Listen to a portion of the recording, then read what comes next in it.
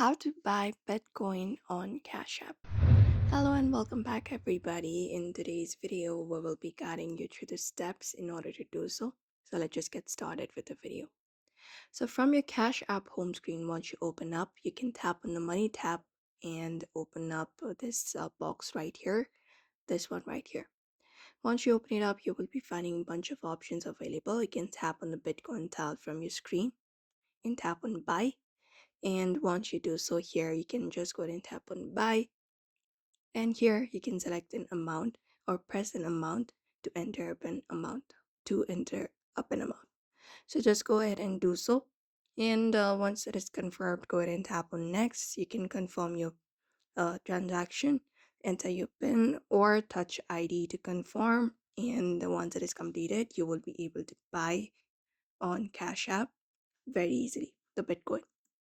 So that is it for today's video. I hope this information was helpful to you. Give it a thumbs up and comment down if there is any questions. But that's it for today's video. So also subscribe.